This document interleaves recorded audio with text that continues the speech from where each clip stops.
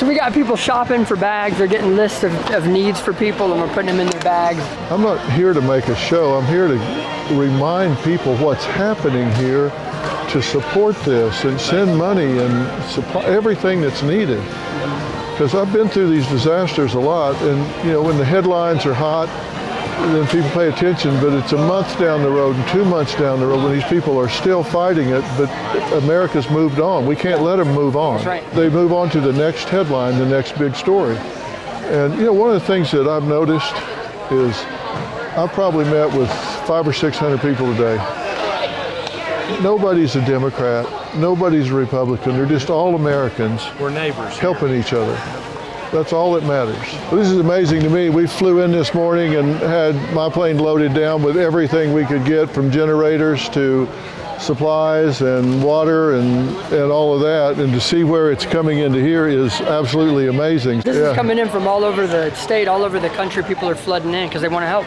I've seen our stuff coming in on carts and wheelbarrows, and it's just being dispersed into kind of like aisles in a grocery store in here. And we have volunteers packing them up in the little bags so they're easier for families to get. Some of these shoppers, we're asking their individual needs. We're coming and piling them up. Most of them are going into cars for people, their individual needs. We're also compiling some for Samaritan's Purse to get into a helicopter and get into the heavy hit regions. Yeah, I flew some of those out myself today on Blackhawks. Some of these communities are cut off. Yeah. You can't get to them by road, rail. Only way is by helicopter. So some of these bags you put together, these blue bags, we flew into these cut off communities today. And you've got individual shoppers. Yep. These cars are lined up out there, and that's what those people are doing with clipboards. They're saying, what do you need? That's right. We have a lot of our church members are going out there and talking to them and listening to their stories, and it's tragic. I mean, some of the stories, these people have lost everything, and they're giving them hope right now. Well, I can tell you, as we landed in those communities, when we showed up and they realized they hadn't been forgotten, and that people were showing up, we were bringing them generators and food and batteries and water and stuff. They were like, oh my gosh. And they were from the churches there. And it was Samaritan's Purse. They were there with their volunteers, and they just seemed so uplifted when we showed up. It was unbelievable. The church is a first responder. It is. They're in the community, and a lot of these churches, there's up in these hollers, as we call it. Mm-hmm. You know, they're up there, their bridge is washed out, they're cut off, they have no electricity, no internet, no cell phone signal, and the churches are going to them and saying what are their needs.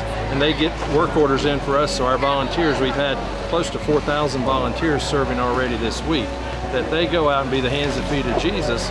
And not only do we meet the physical needs, but most importantly, the spiritual needs and emotional needs. But just take them a case of water, love on them, and just while we get the mud out of their basement or the house, or we take the tarp off the roof for them, put some gravel back in their driveway, fix the road and the bridge, or tarp the roof and cut the trees. It's like these things we do earns us the privilege to share why we do what we do. Yeah. And that's that God loves them and did not forget them. So we're going to go to one of the homes. It's out in an area called Meat Camp, which is about 20 minutes away, and I haven't seen this site. I have no idea what we're going to. They've been working on it all day, so it could be tarping roofs, it could be mudding out a home. You know, we'll go in there and cut out the drywall, we'll take out the insulation, spray in this certain spray that keeps the mold from coming in. We'll tarp roofs, we'll take chainsaws. We got skid steers with blades and teeth on to move the big heavy trees or the dirt out of the way. So as you can see, this river just came through this creek, so you can see the water damage. They're in there doing a mud out up in there. Thank y'all. Thank you. Appreciate it. A little home right here we'll get over to here. When we go to a site, you'll have a volunteer called a site leader. He's a trained volunteer, or she is. They go with us all over the world. Wow. So the site leader will be here working. She's the one that's kind of the yard boss, and he or she's trained on how to do a mud out, how to tarp a roof. Let me introduce you real quick to Dr. Phil. How you doing, Jason? Jason Keemack. Nice to meet you. You want to introduce him to SLT and show him around? Nice to meet you. Good to meet you. Listen. And I'm sorry, I shouldn't have shook your hand like Oh, I'm muddy. That's all right. Is it that deep? It's pretty deep. Pretty deep. For snow shoveling. So you're shoveling it to the bottom of the stairs? How long is it going to take to get it out of there, you think? Well, we were doing it one bucket at a time. before all these guys showed up. We were thinking months. Who lives here? I do. This your house? My wife and 2 adult kids. Well, that's going to be a while because but you got to get it while it's wet, right? It's almost too wet. It's real soupy, so it doesn't shovel real well. But it looks like it's coming out pretty good It is. with all these hands, right? Yes, sir. Yes, sir. Yeah. Such a blessing. Did you get water in the house too? Yeah. Or did it all run down? No, it was coming up through the floor. No kidding. It was coming in the window on the other side of the house. Right at the bottom of the stairs is the breaker panel. Yeah. It was completely submerged in water with the power on. Well, you're going to see all these orange shirts show up, right? Yes, sir. Because some of it is just hands. You just got to have hands doing it, right? Yes, sir. Well, we're trying to put some of these stories on television to let people know what's going on so we can keep people supporting these efforts.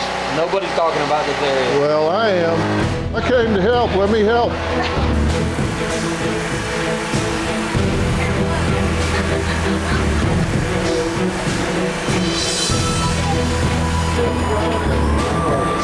I'm in a basement right now that's filled up knee deep at one point with mud.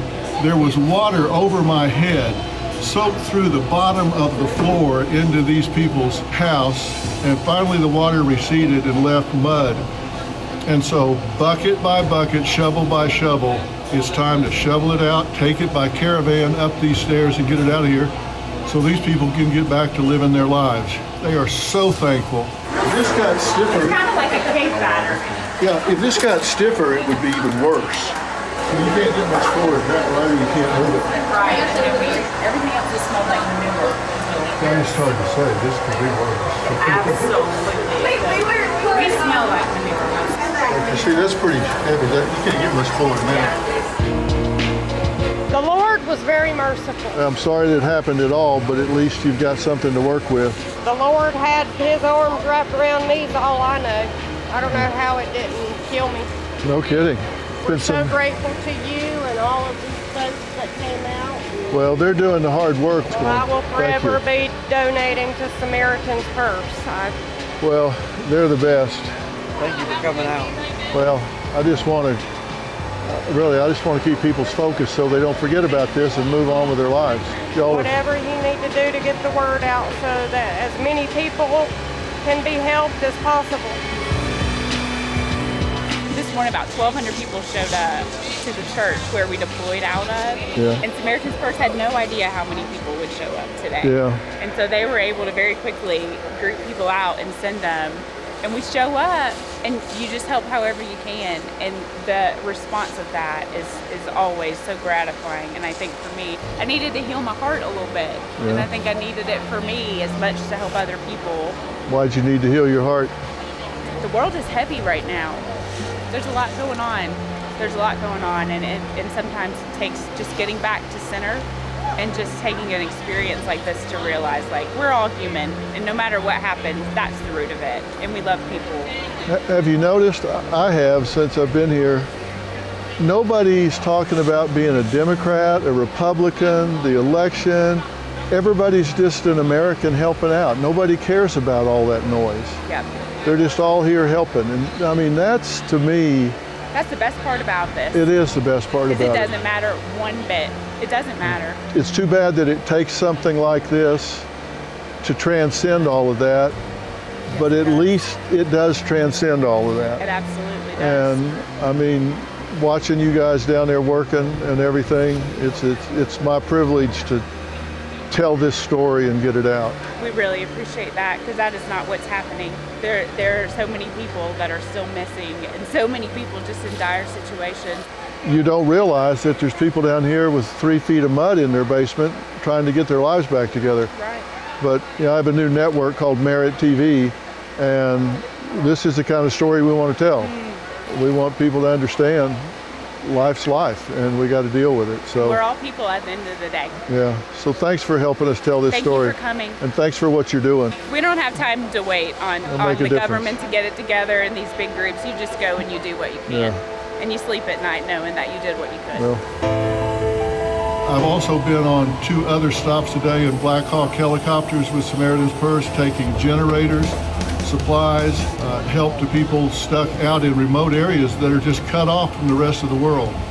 And they are so grateful. And I want to keep this message alive. This is a bubble here. People in other parts of the country are living their lives because this is out of sight, out of mind. I don't want it to be. I want to make noise. I want you to see this, hear it, feel it, know it's happening. They need us. They need our help. They need our support. And most importantly, they need to know we haven't forgotten about them. Put them in your prayers, but also put them in your behaviors and let them know that you care. So, Dr. Phil, doing the work, calling you to join me.